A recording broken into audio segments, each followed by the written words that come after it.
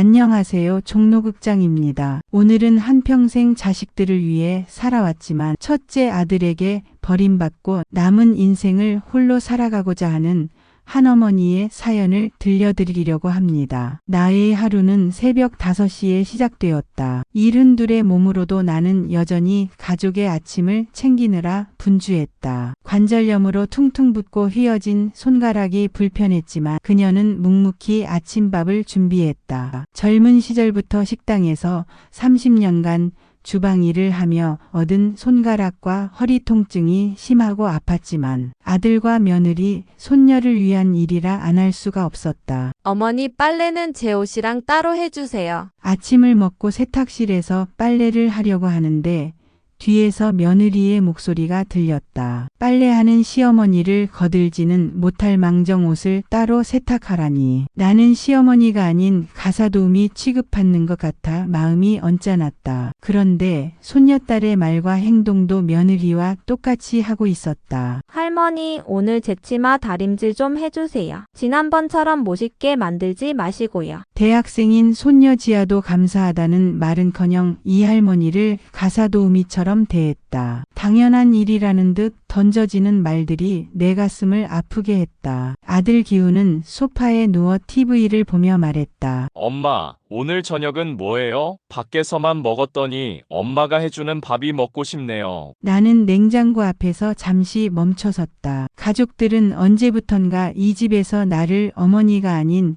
가사도우미로 생각하는 것 같았다. 젊은 시절 남편을 일찍 떠나보내고 홀로 두 아들을 고생해서 키우며 꿈꿔왔던 노년의 모습은 이런 게 아니었다. 그날 저녁 온 가족이 둘러앉은 식탁에서 기훈이 무심코 내뱉은 말이 나의 마음을 더욱더 아프게 했다. 솔직히 말해서 앞으로 계속 같이 사는 건 좀 어려울 것 같아요. 서로한테. 며느리가 어색하게 웃으며 아들을 말렸지만 나는 그 순간 평생 쌓아 올린 모든 것이 한순간에 무너지는 기분이었다. 저녁밥을 먹는 둥 마는 둥 마치고 방으로 들어가 누운 나는 천장을 바라보며 생각했다. 언제까지 이렇게 살아야 할까? 죽을 때까지 자식들에게 의지하며 고마움도 받지 못하는 일들을 계속해야 할까? 그날 밤 나는 처음으로 지금이라도 내 인생을 찾아야겠다고 마음을 먹었다. 그날은 오후 늦은 시간부터 유독 비가 많이 내렸다. 나는 평소처럼 저녁 준비를 하다가 갑자기 어지러움을 느꼈다. 손에 들고 있던 국자가 바닥에 떨어지는 소리와 함께 나도 쓰러졌다. 어머니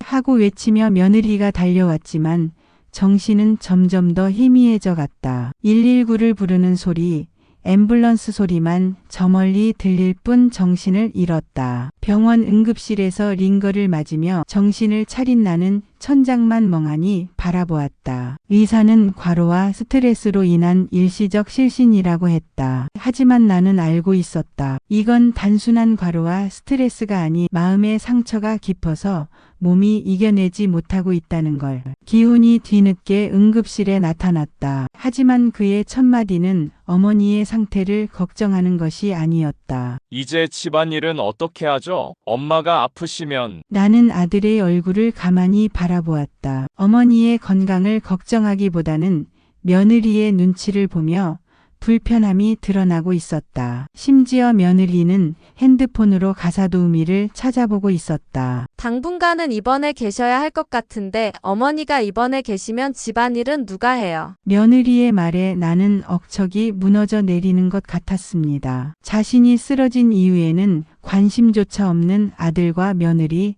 누구한테 하소연해야 할까요? 그날 밤 아들과 며느리가 집으로 돌아간 후 나는 병실 창밖에 바라보며 결심했어요. 더 이상 남은 내 인생을 이렇게 살아갈 순 없다고. 며칠이 지나고 퇴원한 나는 거래하는 은행을 찾아갔다. 평생 삼짓돈으로 한두 푼 모아온 통장을 해지하고 들어있던 돈을 모두 찾았다. 3천만 원, 적지도 많지도 않은 금액이지만 그녀가 평생을 모은 전 재산이었다. 나는 은행을 나오면서 생각했다. 지금부터는 나 자신을 위해 살아가야겠다고. 통장을 품에 안고 나오면서 나는 처음으로 마음이 편안해지는 것을 느꼈다. 혼자 힘으로 살기로 결심했지만 어디서 무엇을 하며 살아야 할지 막막하기만 했다. 집으로 돌아가는 버스 안에서 나는 창밖을 바라보며 생각했다. 72의 나이에 시작하는 새로운 인생. 두렵기도 하고 설레기도 했지만 이상하게 마음은 가볍고 기분은 좋았다. 그날 밤 나는 누워서 어디로 갈지 행복한 고민을 하면서 잠이 들었다. 며칠 후 아들 가족들이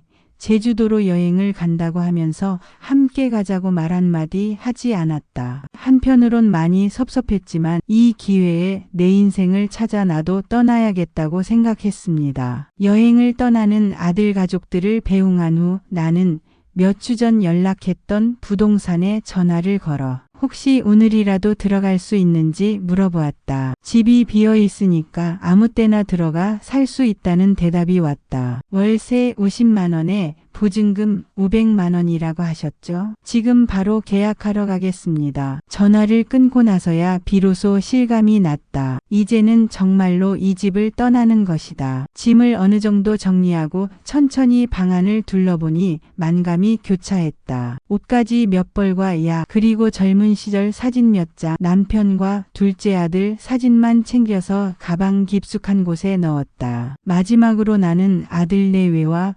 손녀에게 간단히 몇 자의 편지를 썼다. 아들아, 며느라, 손녀 지아야. 엄마는 이제 홀로 살기를 찾아 멀리 떠난다. 70이 넘도록 너희들을 위해서만 살았다. 얼마 남지 않은 시간은 이제 나를 위해 살고 싶다. 찾으려고 하지도 원망도 하지 말고 행복하게 잘 살아라. 편지를 식탁 위에 올려놓고 나는 마지막으로 집안을 둘러보았다. 30년을 산 이 집에서의 추억들이 파노라마처럼 스쳐 지나갔다. 하지만 이상하게 아쉬움보다는 해방감이 더 컸다. 다음 날 오전 나는 충청도행 버스에 몸을 맡겼다. 창밖으로 스쳐가는 풍경을 바라보니 마음이 편안해졌다. 시원한 바다 풍경에 마음 한구석이 뻥 뚫리는 기분이었다. 바닷가 마을에 도착해 작은 집을 보는 순간 행복한 웃음이 절로 나왔다. 비록 낡고 작았지만 바다가 보이는 이 집이 나는 마음에 쏙 들었다. 계약서에 도장을 찍고 나는 시원한 바닷가 경치를 바라보며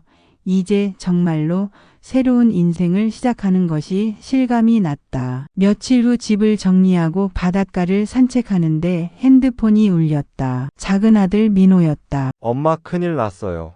형이 회사 돈을 빼돌린 게 들통나서 경찰서에 있대요. 횡령 혐의로 조사를 받고 있는데 형은 지금 연락이 안 된다고 형수가 걱정돼서 전화가 왔어요. 나는 당황해서 핸드폰을 떨어뜨릴 뻔했다. 이제 자리 잡고 편하게 사는가 보다 했는데 삶의 편안함을 채 느끼기도 전에 현실이 다시 나를 붙잡았다. 둘째 아들과 전화통화를 마치자 내 머릿속은 더욱 복잡하고 혼란스러웠다. 잔잔한 파도 소리가 창문 너머로 들려왔지만 나에게는 마치 폭풍 우 소리처럼 크게 들렸다. 다음 날 아침 나는 둘째 아들에게 전화를 걸었다. 정확히 무슨 일인지 말해봐라. 엄마 형이 회사 운영 자금 2억을 개인 계좌로 빼돌렸어요. 사업에 투자한다고 했는데 알고 보니 주식으로 모두 날렸더라고요. 회사에서 횡령으로 고발해서 지금 경찰 조사 중이에요. 나는 가슴이 철렁 내려앉는 기분이었다. 그런데 둘째 아들의 다음 말이 더 충격적이었다. 그런데 형이 엄마가 돈을 가지고 잠적했고 자기는 아무 잘못이 없다고 했대요. 그러니까 엄마도 일에 연루되었을 수 있다고 경찰이 말했어요. 뭐라고? 내 목소리는 심하게 떨리고 있었다. 그 순간 나는 오래전 기억이 떠올랐다. 불과 3년 전 첫째 아들 기훈이가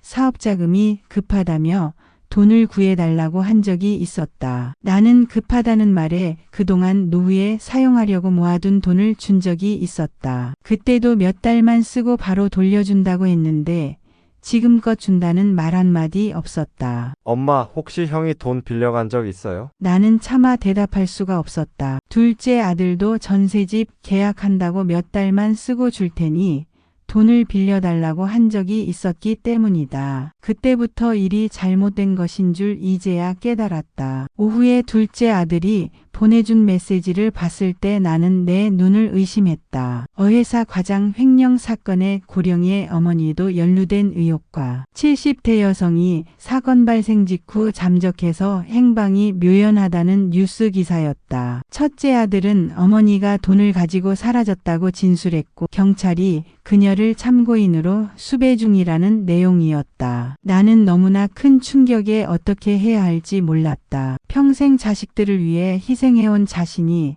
아들의 범죄에 연루된 공범으로 몰리다니. 그날 밤 나는 심란해서 잠을 잘 수가 없어서 바닷가를 멍하니 바라만 보고 있었다. 파도 소리를 들으며 지나간 일들을 되새겨 보았다. 젊은 나이에 남편이 죽고 두 아들을 남들에게 손가락질 받지 않게 하기 위해 악착같이 돈을 벌고 남부럽지 않게 키웠다고 자부해 왔는데 이 모든 게 허사였단 말인가. 이제라도 아들이 올바른 길로 갈 수 있도록 바로잡아야겠다고 생각했어요. 바람에 흩날리는 머리카락을 쓸어 올리며 나는 결심을 했다. 다음 날 아침 나는 기사를 쓴 기자에게 직접 전화를 걸었다. 기자님, 제가 정말란입니다. 뉴스에 나온 그 사람이에요. 할 말이 있습니다. 기자와의 통화는 2시간이나 이어졌고 나는 차근차근 모든 것을 털어놓았다. 아들이 사업 투자라며 가져간 돈들, 그리고 자신이 왜 집을 떠나야 했는지. 어머님, 이 모든 내용을 기사화해도 될까요? 그래야죠. 이제 더 이상 숨길 이유가 없어요. 기사가 나간 것은 그 다음 날이었다. 70대 어머니의 고백, 아들 횡령의 공범이 아닌 피해자였다. 기사가 나간 후 내 마음은 더 심란하고 힘들었다. 아들을 감싸주지 못하고 세상에 아들의 잘못을 모두 밝혔으니. 그러나 사람들은 아들보다 나를 더 이해해 주었다. 사람들의 응원도 쏟아졌어요. 어머니, 잘하셨어요. 이제야 진실이 밝혀지네요. 늦었지만 당당하게 사시길. 하지만 더 큰 변화는 며칠 후에 일어났다. 경찰서에서 연락이 왔어요. 어머님, 아들이 모든 혐의를 인정하고 어머님은 피해자라고 진술을 바꿨습니다. 참고인 조사도 취소됩니다. 전화를 끊고 나서 나는 한참을 그 자리에 서 있었다. 안도감과 기쁨, 아들에 대한 원망 등 만감이 교차했어요. 둘째 아들이 주말에 집으로 찾아왔다. 엄마, 정말 죄송해요. 형 때문에 이런 일까지 겪으시게 해서. 내가 미안해할 일은 아니다. 나는 바닷가를 바라보며 말했다. 오히려 고맙다. 이 일이 없었다면 나는 계속 그렇게 살았을 거야. 자식들 눈치만 보면서. 아들은 어머니의 옆모습을 가만히 바라보았다. 많이 늙으셨지만 예전과는 확실히 달라진 모습이었다. 더 편안하고 평온해 보였다. 엄마, 서울로 다시 올 생각은 없으세요? 난 여기가 좋다. 바다가 보이고 아무도 나를 할머니나 어머니로 부르지 않는 곳. 저녁을 함께 먹으며 아들은 물었다. 그럼 앞으로 뭘 하실 건가요? 나는 잠시 생각하다가 미소를 지었다. 엄마가 아니라 나 자신을 위해 살아보려고. 둘째 아들이 돌아간 후 나는 집 앞 작은 마당에 나가 앉았다. 해가 지고 있었다. 72의 동안 자식들의 그림자 속에서 살았던 그녀에게 이제는 남은 인생을 자신만을 위해 살기로 결심했다. 바닷바람이 시원하게 느껴졌다. 그녀의 눈가에는 눈물이 흘러내리고 있었다. 그녀는 집으로 들어가며 혼잣말을 중얼거렸다. 정말 이제부터 새로 시작하는 거야. 그날 밤 그녀는 생전 처음으로 내일을 기대하며 잠자리에 들 수 있었다. 시청자 여러분 어떠셨나요? 많이 공감이 되시죠? 나이 먹어서 나홀로 산다는 게 쉬운 일이 아니지만 자식들을 위해 평생을 바치고 늙어서도 편하게 살아가지 못하는 모습이 정말 안타깝네요. 이야기가 공감이 되시면 구독, 좋아요 부탁드립니다. 여러분의 구독, 좋아요는 영상 제작에 큰 힘이 됩니다. 더 좋은 영상과 사연으로 다시 찾아뵙겠습니다. 감사합니다.